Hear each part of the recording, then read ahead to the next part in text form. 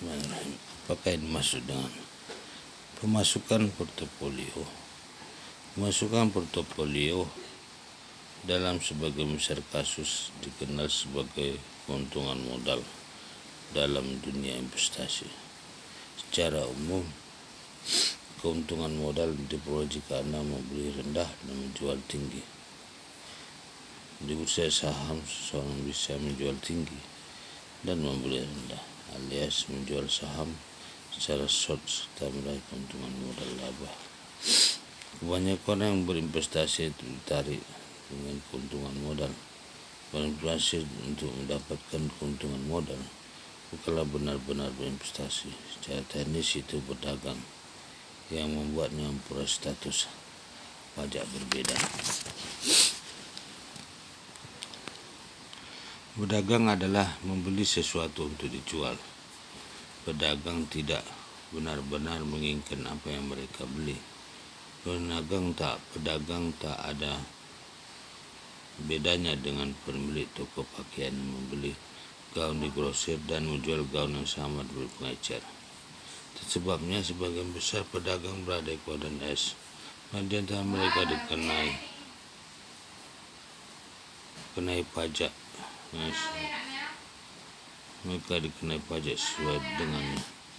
Selama gelombang properti, sebagian besar pelipat properti membayangkan diri sebagai investor.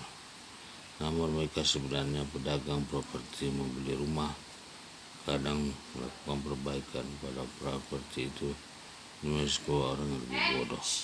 Properti itu menjatuhkan nama investor properti sejati. Satu-satunya yang dilakukan oleh para amatir itu adalah menaikkan harga, memperkaya dan menciptakan banyak kehebohan tentang berapa banyak yang mereka hasilkan. Dalam prosesnya menarik masuk orang-orang yang lebih bodoh daripada mereka ke pasar. Masalahnya mereka mengejar keuntungan modal alias pemasukan portofolio. Sebagaimana disebutkan di bab 1, mengejar keuntungan modal tidak ada bedanya dengan berjudi. Di puncak pasar antara 2006 sampai 2007, petugas administrasi lemah lembut di supermarket meninggalkan cara mereka yang malu-malu dan mulai menjadi pelipat properti. Saat ini kita berada dalam krisis semata karena orang tidak mengetahui perbedaan antara keuntungan modal dan arus kas, sebagaimana dikenal dalam dunia investasi, atau pemasukan portofolio dan pemasukan pasif, sebuah yang dikenal dalam dunia akuntansi. Definisi pendidikan finansial. Dunia investasi, keuntungan modal sama dengan dunia akuntansi, pemasukan portofolio, arus kas, pemasukan pasif.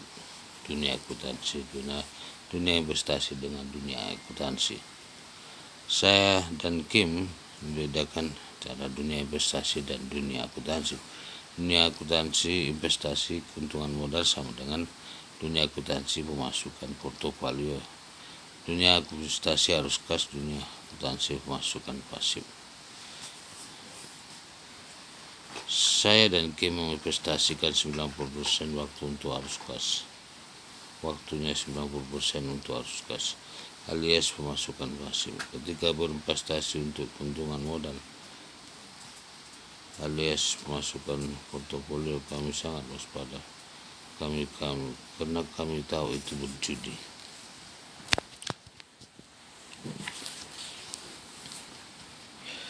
Kalau sudah memainkan permainan cash flow kami, Anda mungkin memperhatikan bahwa kesempatan investasi beragam untuk keuntungan modal dan arus kas.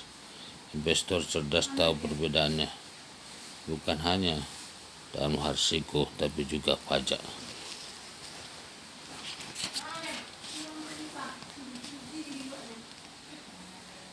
Pelajaran sangat penting.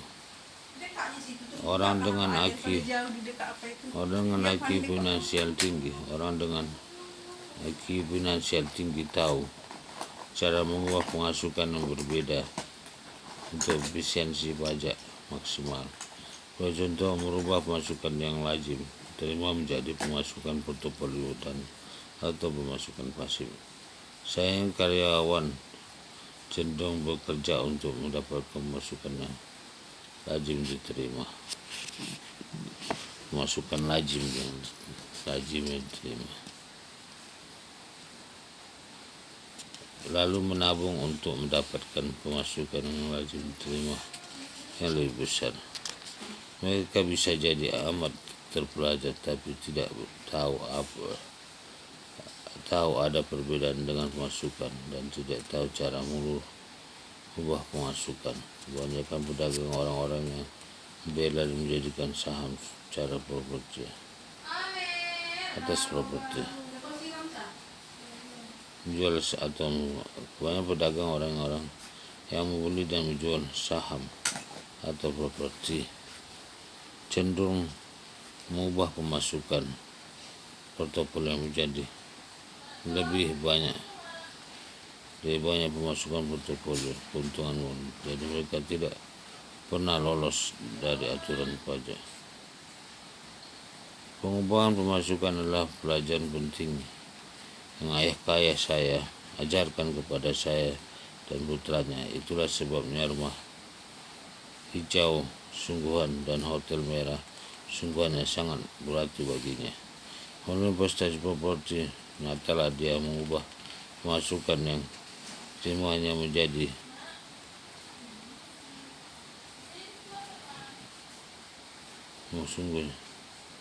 mengubah pemasukan yang menjadi pemasukan atau pasif. Mulai bisnis dan investasinya dia bahwa pemasukan yang bisa dikenai pajak menjadi pemasukan yang tidak bisa dikenai pajak. Miskin saya pegang gelar PhD dan pendidikan tinggi tapi tidak di pendidikan finansial. Kerja mungkin keras untuk mendapatkan pemasukan lebih besar yang bisa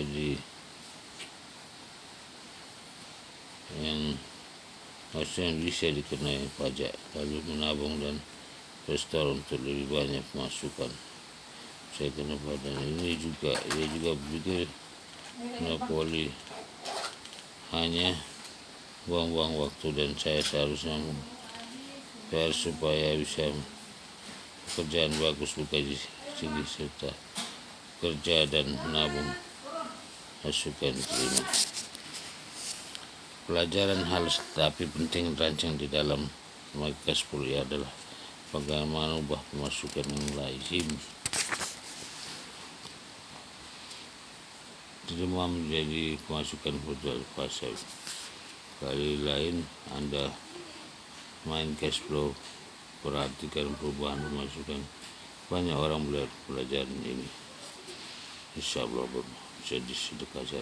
Alhamdulillah.